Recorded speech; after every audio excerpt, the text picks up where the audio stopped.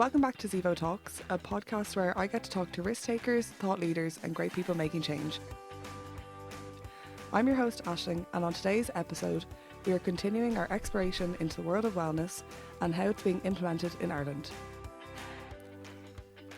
Today we are joined by Serkan Deveci and Richard Murphy.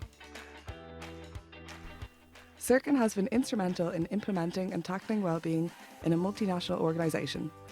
Richard is the CEO and founder of Ireland's leading workplace wellbeing company, Zevo Health.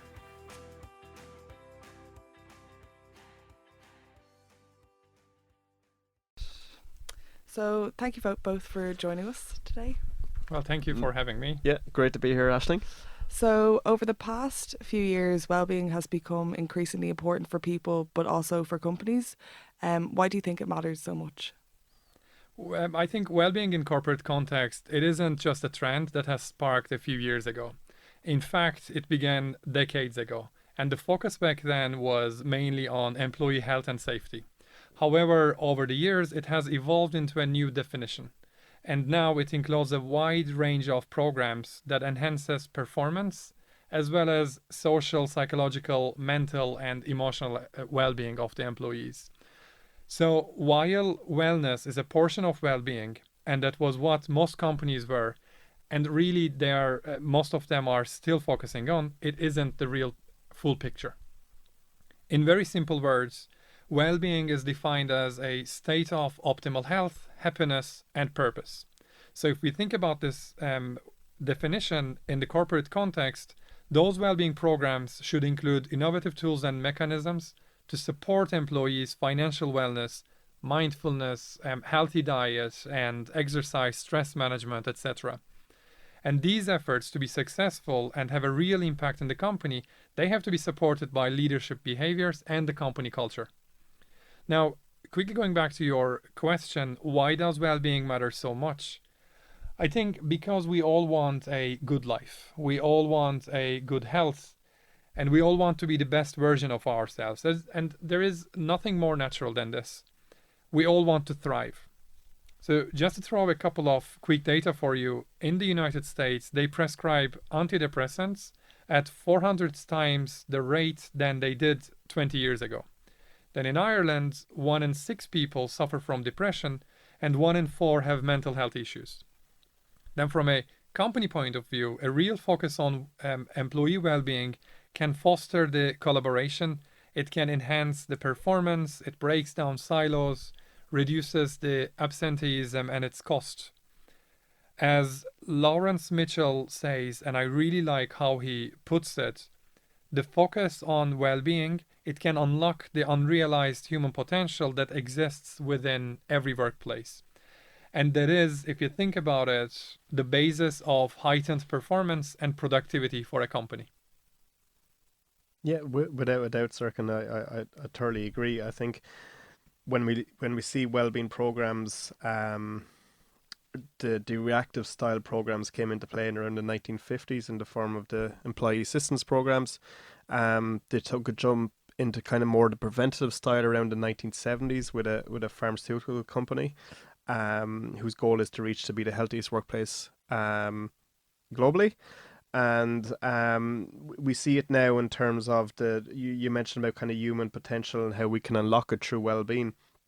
And it's not only, I suppose, looking at the human potential within work, but throughout life as well. And if a workplace is able to provide and assist employees in making them as healthy as they can be, then that's probably the most powerful gift in a workplace can give to an employee. And on the back of that, then we look at the kind of the loyalty the employee can show the employer, because this is what's coming into play as well. So there's in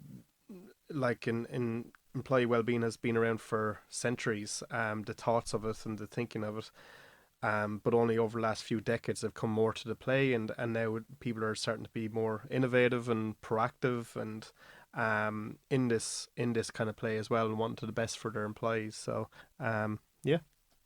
Do you believe then that there's a relationship between well-being and productivity at work? It's a simple logic, first of all. People who feel well perform better than people who feel unwell. Feeling well, I think, is not just being physically healthy. It's about having a purpose, enjoying what you do, having meaningful social relationships. And so performance is about commitment, determination, and concentration. If you're feeling unwell or unhappy, you cannot focus on completing a task or a goal, so you're not performing effectively. Have there been any studies to prove this that could convince employers to embrace wellness within their companies? Derek Mowbray says the link between well-being and performance is that people who feel well tend to feel in control of themselves. So then they're able to form attitudes that maintain the sensation of feeling well. And it is this attitude that determines the level of performance. Now there is this, what our gut is telling us about the link between productivity and well-being, but there is also evidence through many researches showing the correlation between productivity and well-being. We know that higher employee well-being is associated with higher morale, which in turn leads to higher productivity.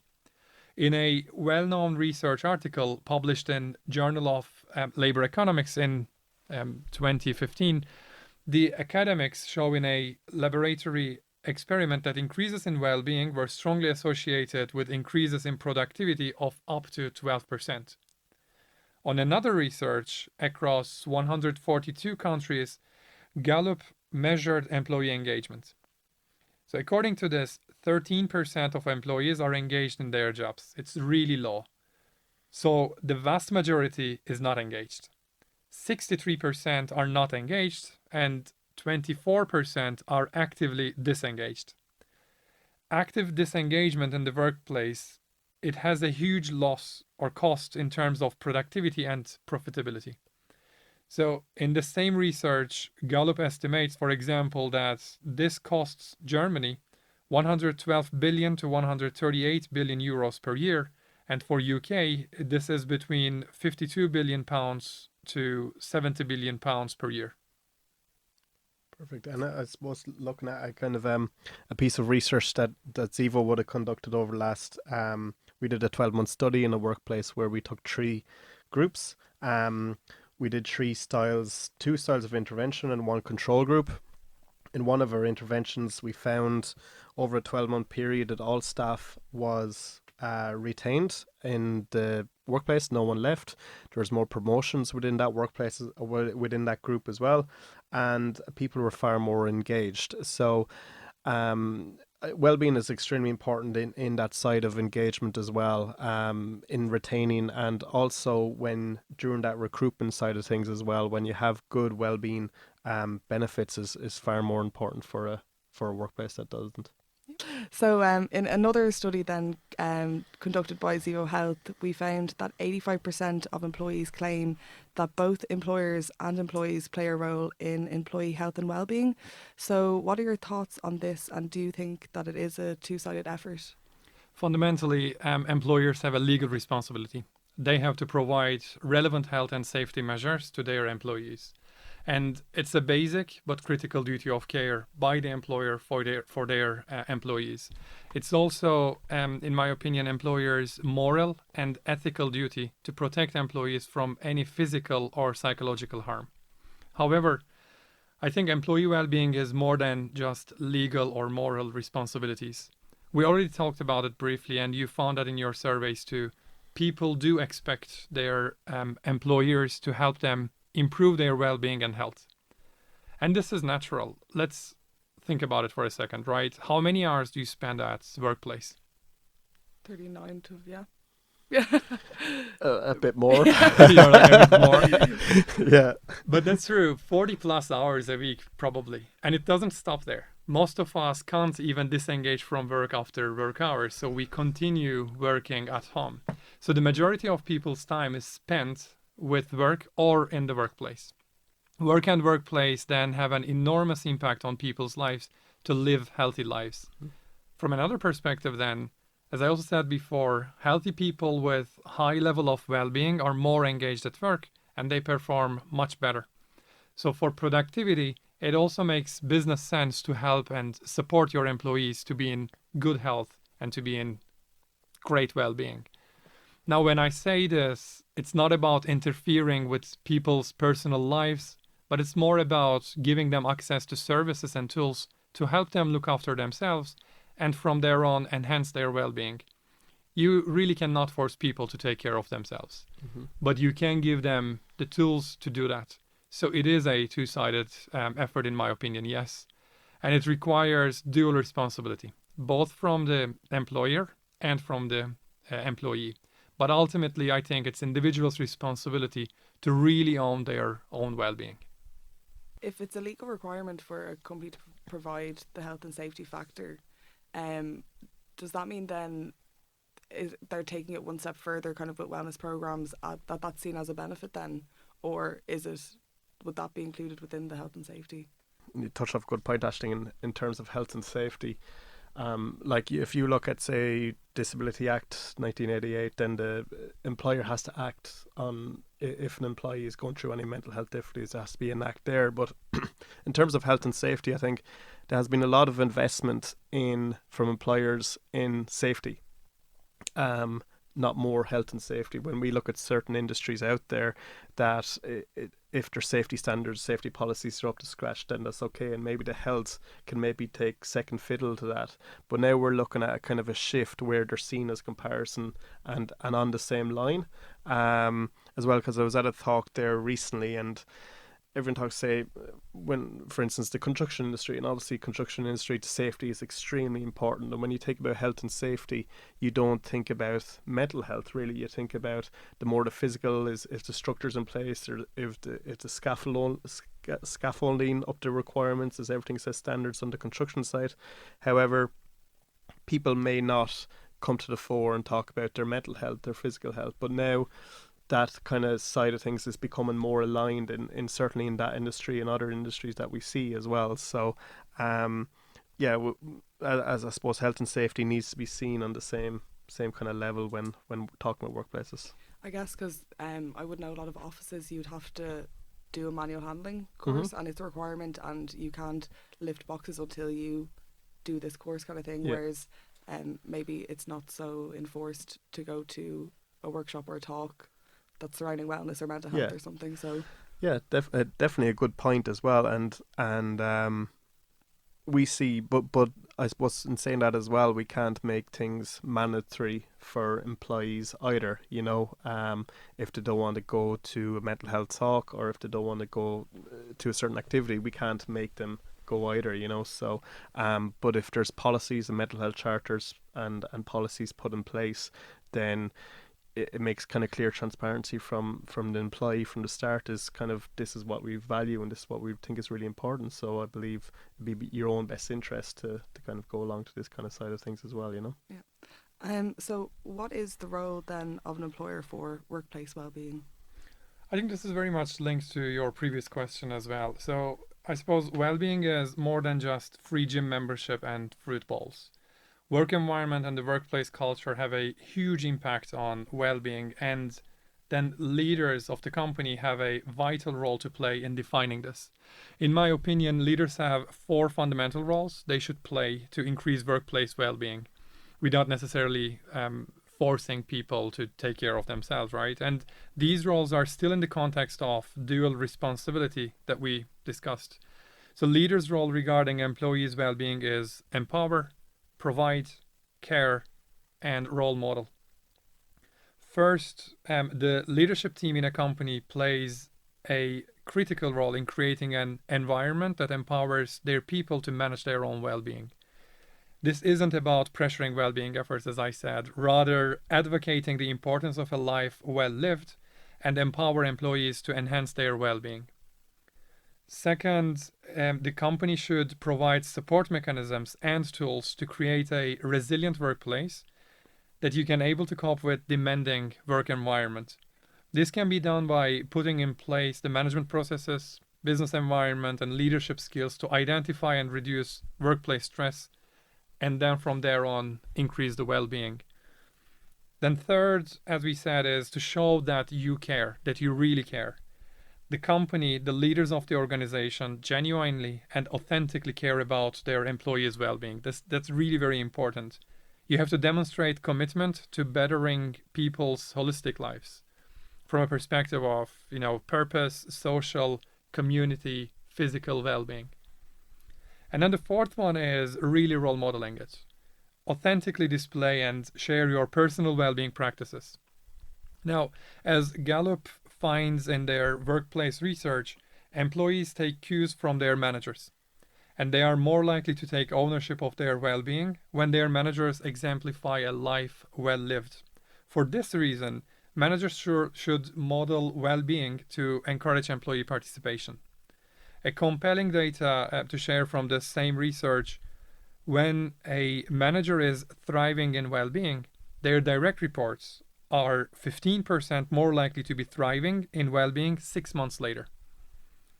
But role modeling, in fact, it doesn't require achieving world-class well-being, right? It is rather managers should authentically display and share their personal well-being practices. And I think what is really very important is that all this has to be underpinned by consistent and continuous messaging. So the communication is really very important. I suppose from my end, I am an employer as well of 27 team members, and looking at them points there, Serkan. I suppose putting myself in my shoes, we look at role modeling. I think I suppose I do enjoy exercise. I do enjoy kind of investing in my own mental well-being, and even for myself, to show vulnerability around, like for instance, I would go see a counsellor every a couple of times a month, which I think I'm proud of. I think it's a sign of strength. And I don't mind saying that to my team members. It's on a podcast now for everyone to hear that, but it's I don't mind that, because why not? It's not, I don't have mental health struggles, I don't believe, but it's always good to talk and good to open up to the people as well. So from that end, I think role modeling is important. I do get out sometimes, try go swimming next door in the gym, or go to the gym myself, and try to bring that into the staff as well. For instance, we Ashling, who's our podcast host, along with one of our colleagues, Sarah, would have just done a kind of a wellness survey, and we're trying to get that up and running more on a consistent basis within Zevo ourselves. The other thing too, and we touched off a few times, is to create that environment. I think ourselves, we focus on 3 different teams this year, and which is around education, around flexibility, and also around community within Zevo. So we brought in certain things there that hopefully can pronounce them kind of 3 core areas. And I think most important is around community and the culture of a workplace, which is extremely important to get right from the off.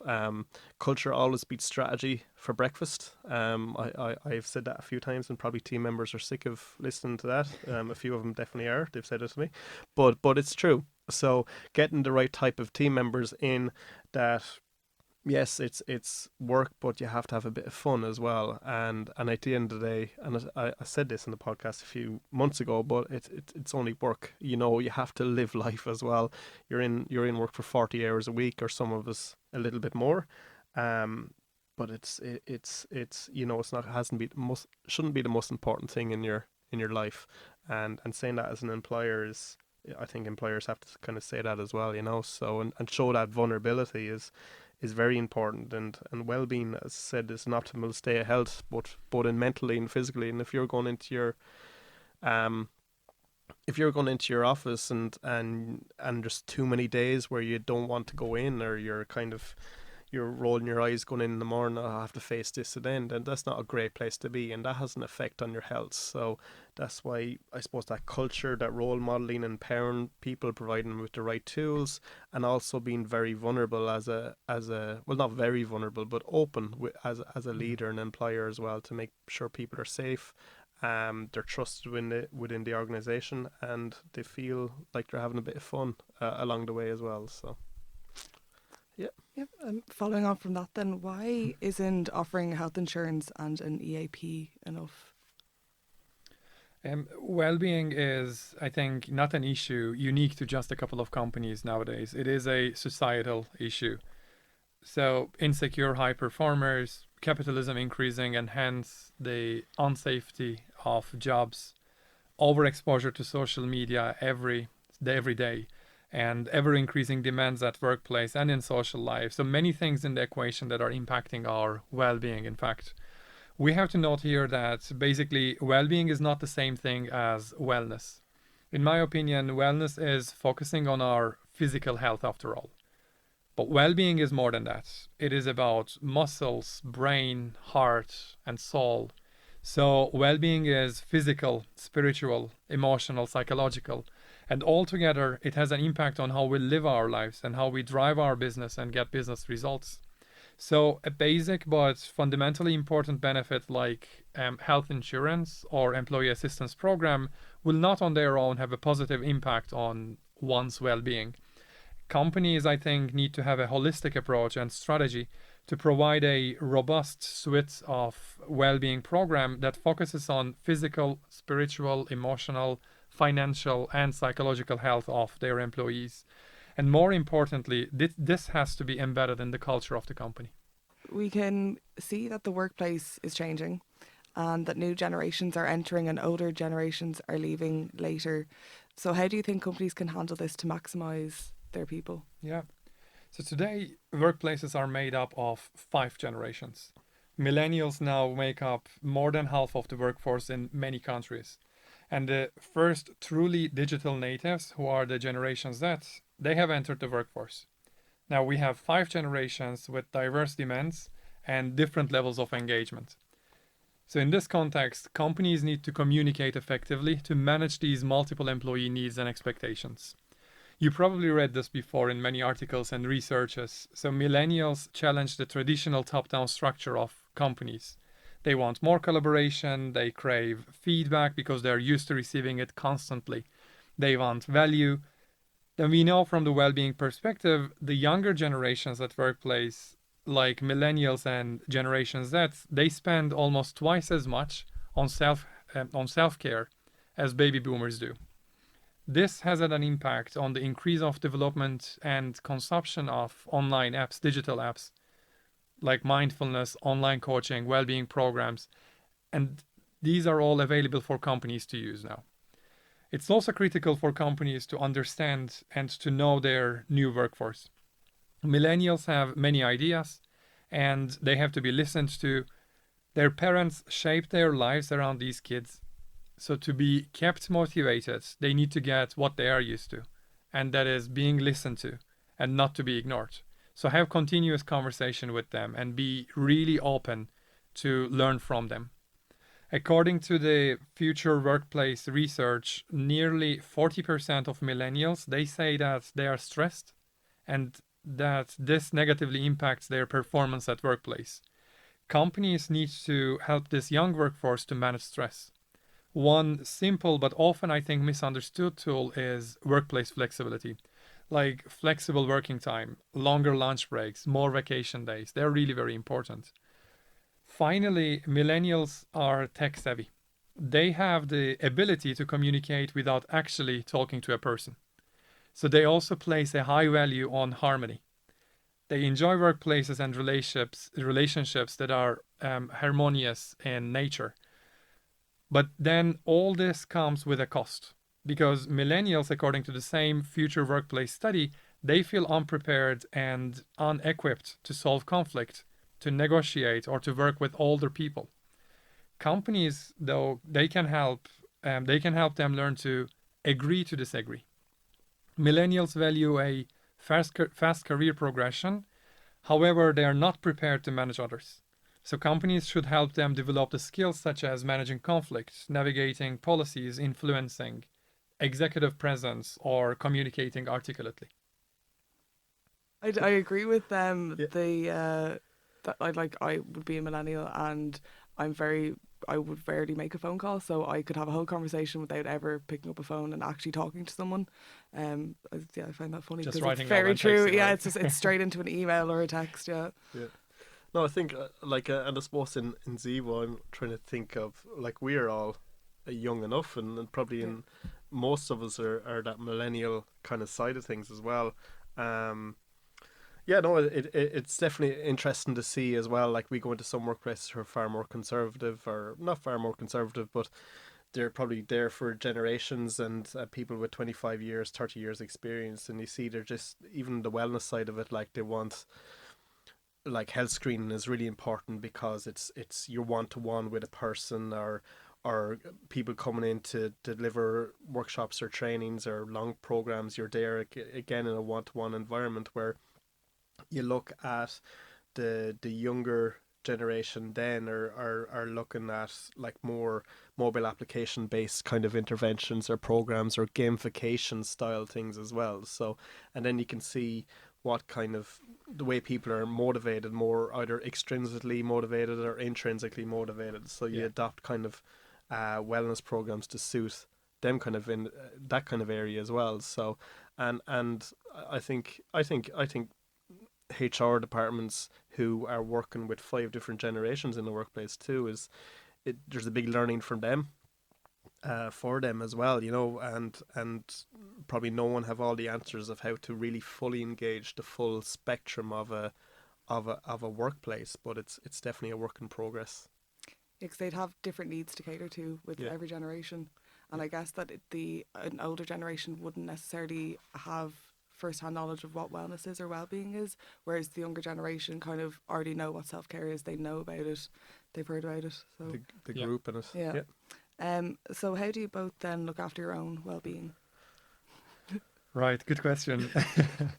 So I think I was actually thinking about it, and you might have the thought that, this guy knows a lot about well-being, hits the gym frequently, and eat only healthy foods, do meditation and stuff. So he has to be looking after his well-being super good. Well, in fact, I think I am below average. Do you know about G.I. Joe fallacy? No. So it's an interesting, actually, phenomenon. It's that because you just know a stuff, you are good at it. Actually, it isn't true, and this is explained in literature by something funny called G.I. Joe fallacy. So in 1980s, there was this super famous weekly show for kids on American TV. So every week, at the end of the show, there was this public announcement for kids. Something like don't talk to strangers or look both ways when crossing the road, etc. And then a kid in this public announcement says, "Thank you, G.I. Joe, now I know." Then G.I. Joe appears to say, "Knowing is half the battle." So in her famous Science of Wellbeing lecture at Yale University, Professor Laurie Santos calls this the fallacy. It's this mistaken idea that knowing is half the battle. So merely knowing something is actually not enough to put into practice or to really change your behaviors or to adopt new habits. I think you have to be committed to increase your own happiness and your well-being. There are many techniques and ways to do it. I have chosen those that really just work for me, and I'm determined to apply them, use them really day to day. As simple as I don't eat sugar. Or I have a desk job and I don't use elevators and push myself to it 100,000 steps a week on average. I go to gym on the same day at the same hour every week, and I don't tolerate any clashes, although I have a very demanding job and a kid. I also practice mental skill techniques that I know really help me, such as meditation, positive thinking, resetting your reference points, savoring, and gratitude.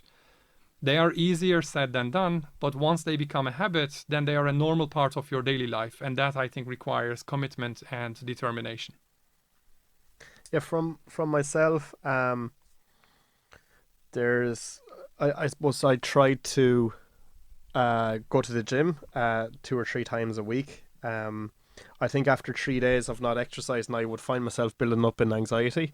So whether that's the gym and just doing various kind of chin-ups, press-ups and that kind of side of things.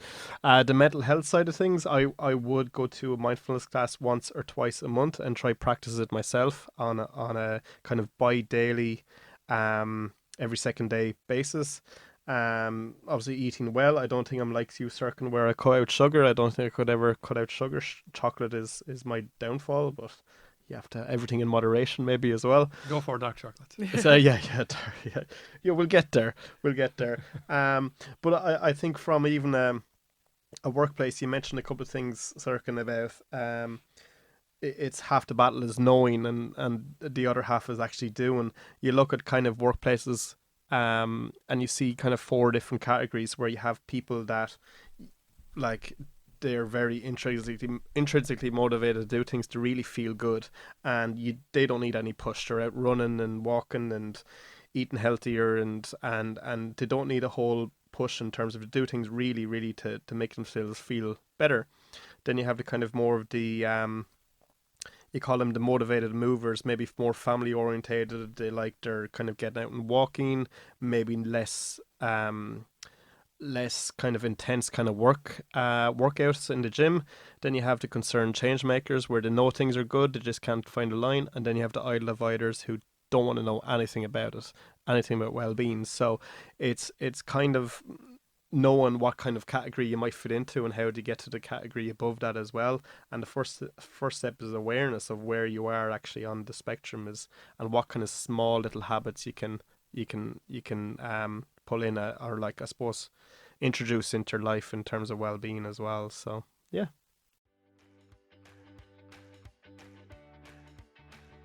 Thank you for listening to another episode of Zevo Talks. We would like to thank Serkan and Richard for joining us today. Perfect. Cheers, Aisling. Thank you, Aisling. Both are setting great examples and leading the way within corporate wellness. And as Serkan told us, people who feel well perform better than people who feel unwell. Thanks so much for tuning in. Until next time.